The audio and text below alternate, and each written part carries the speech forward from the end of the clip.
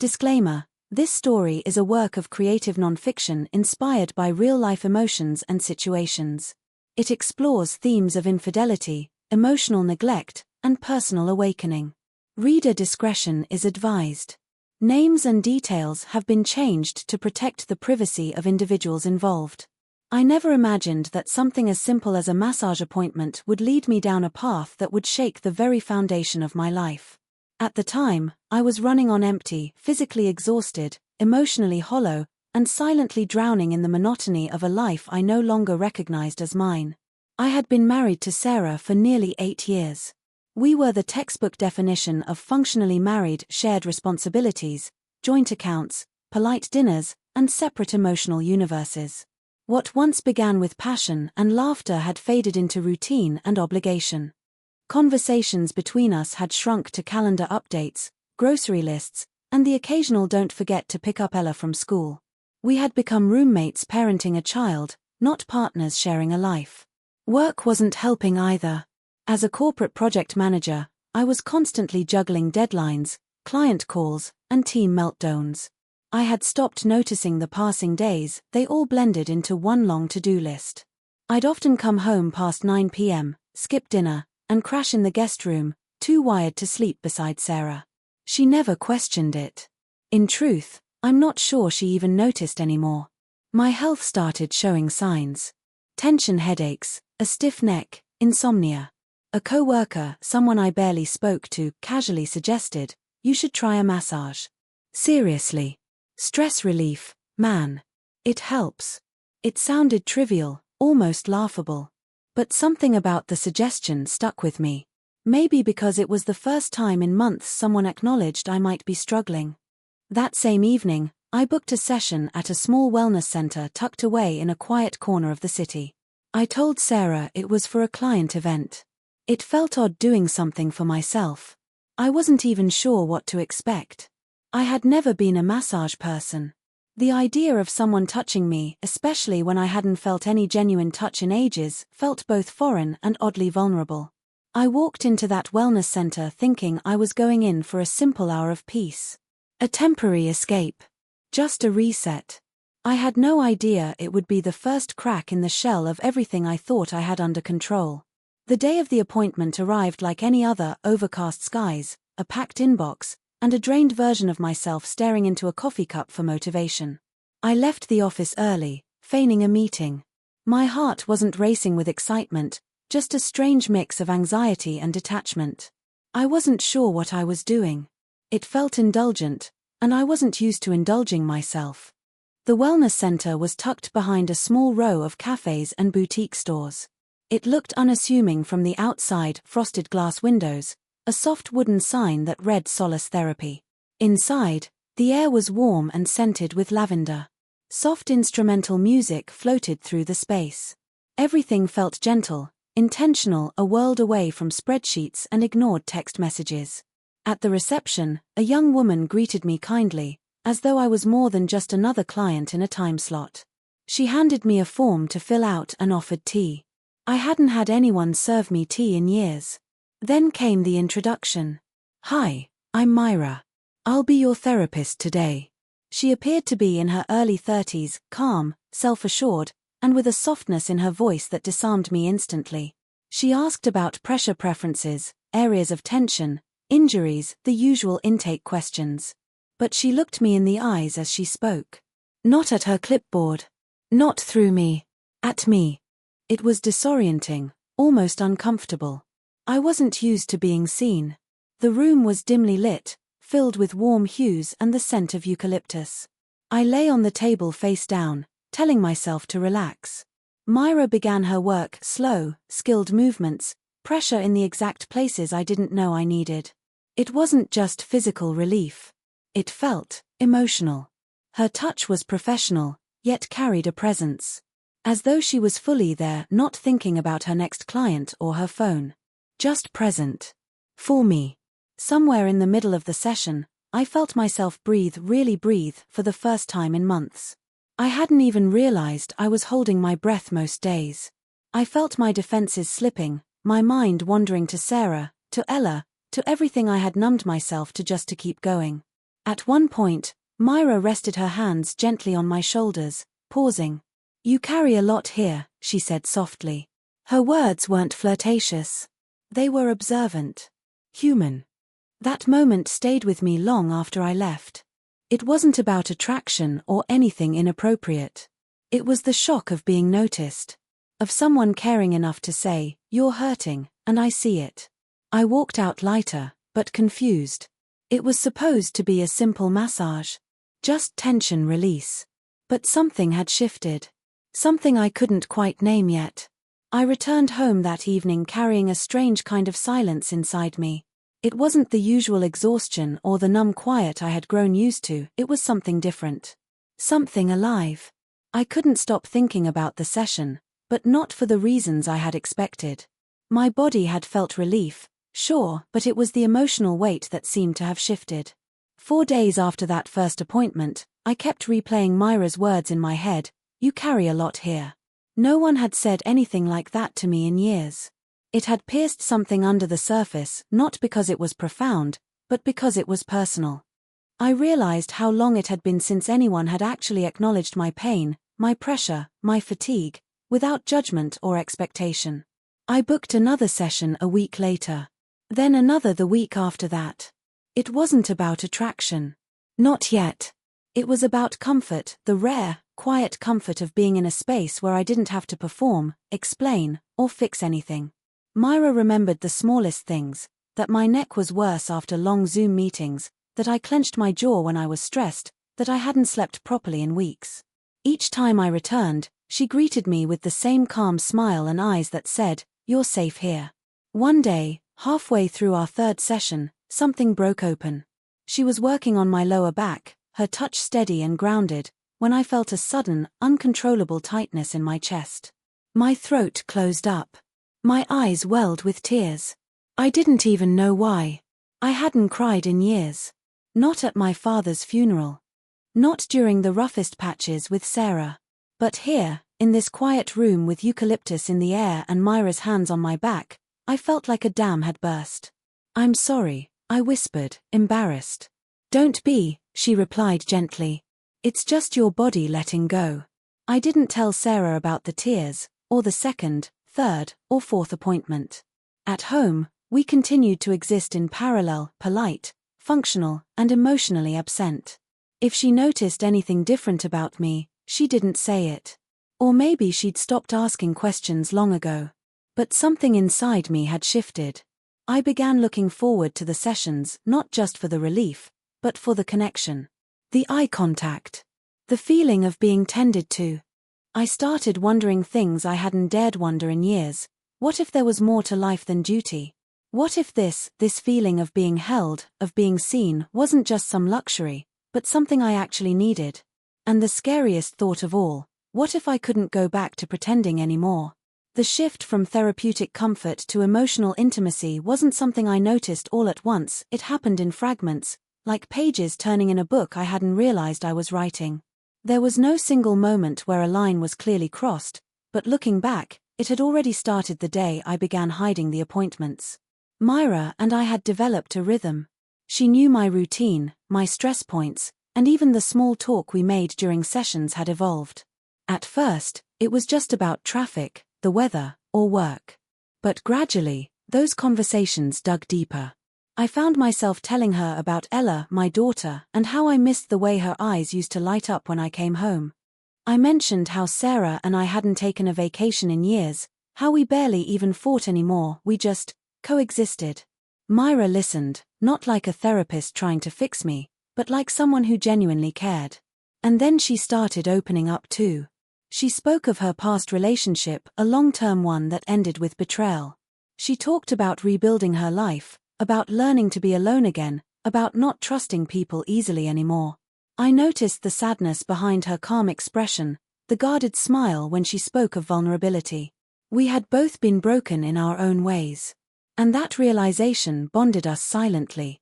One evening, as I was about to leave after my 5th session, she walked me to the front instead of letting the receptionist handle the checkout.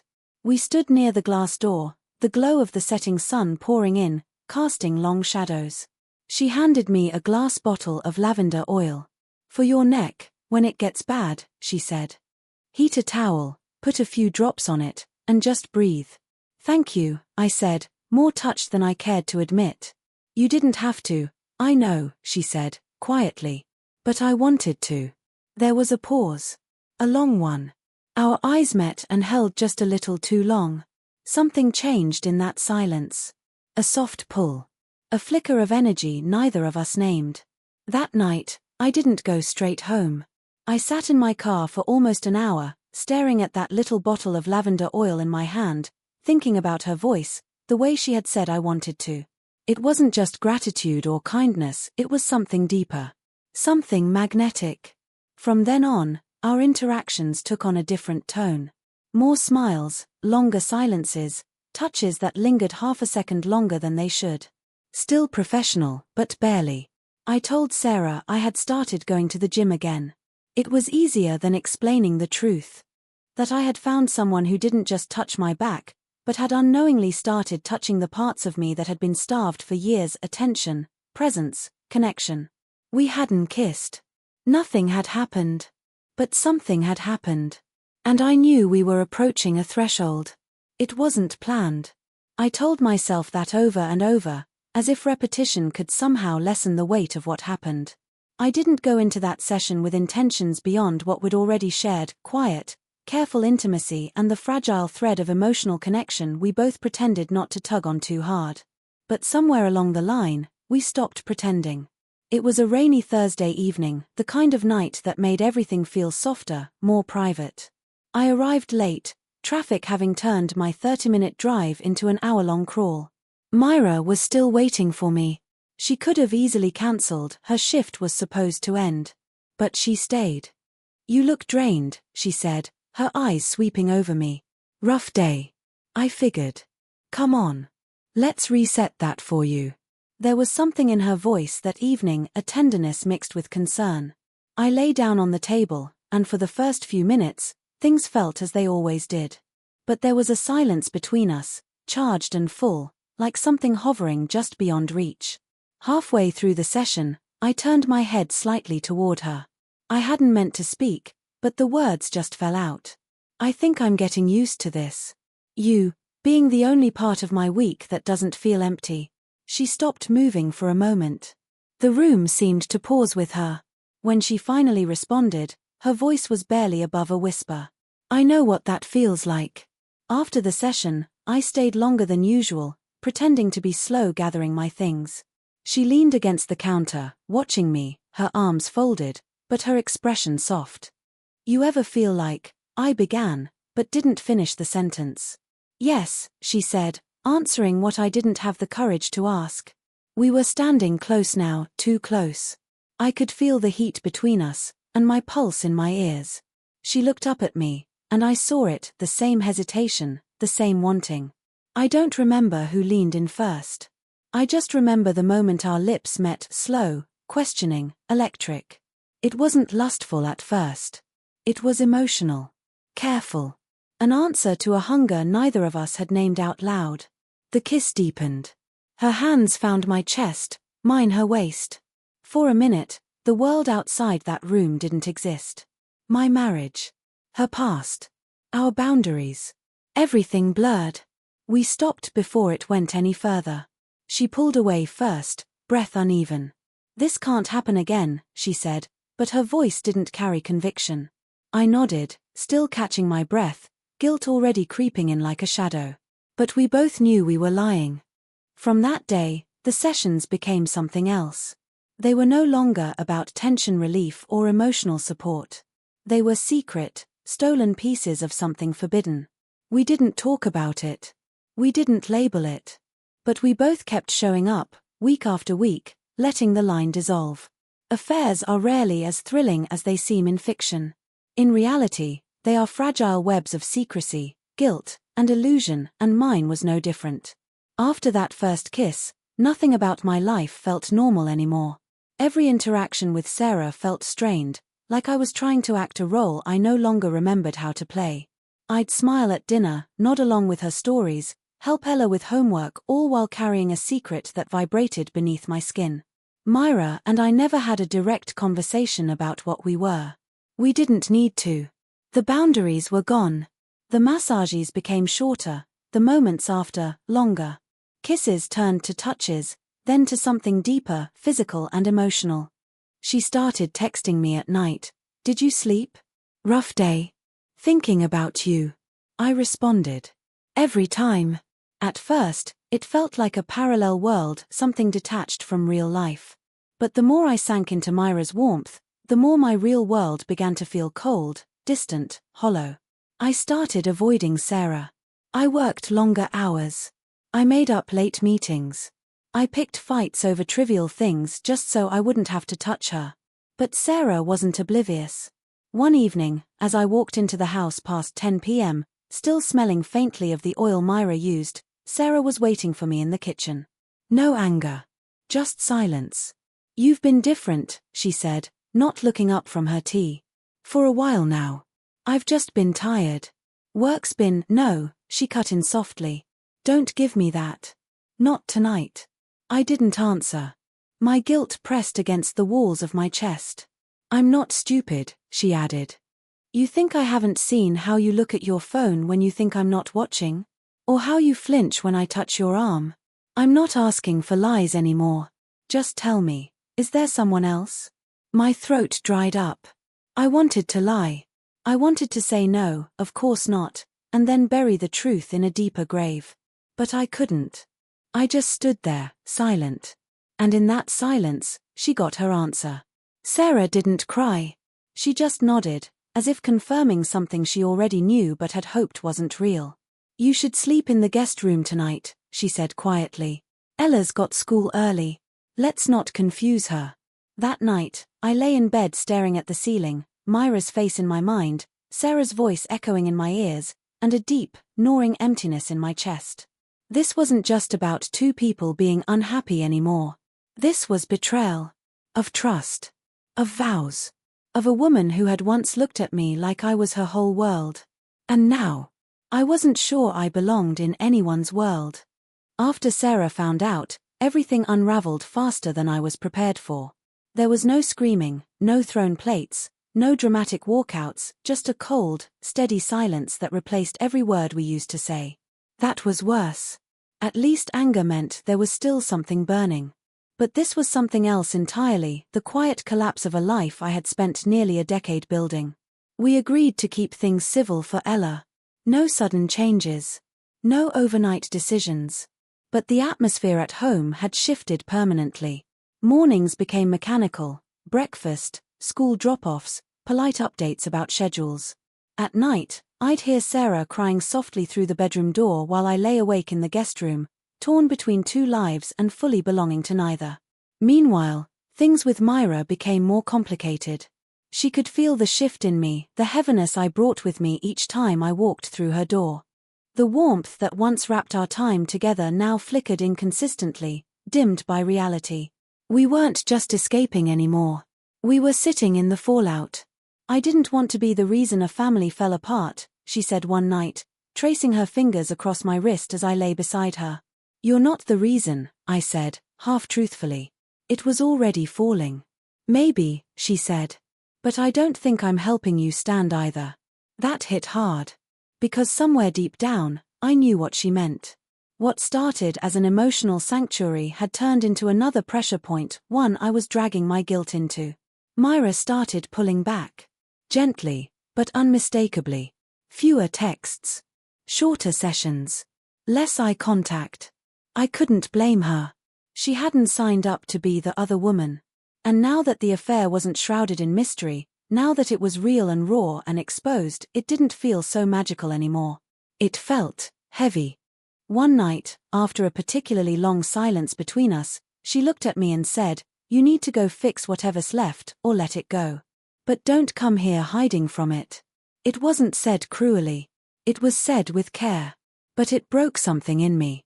I left that night with no plans to return. Not because I didn't care. But because I finally realized I had been running from myself, not just from Sarah, not just into Myra. I had let my loneliness grow into betrayal. I had tried to find healing in someone else's hands without ever addressing the wound within me. At home, Sarah and I sat down at the kitchen table days later. No defenses. Just two broken people trying to figure out if anything could be salvaged. I don't know what comes next, she said. But I can't keep pretending either. Neither could I. And in that moment, I realized that sometimes love doesn't end in anger. Sometimes it just fades. And we're left holding the quiet pieces of what we once were. 3.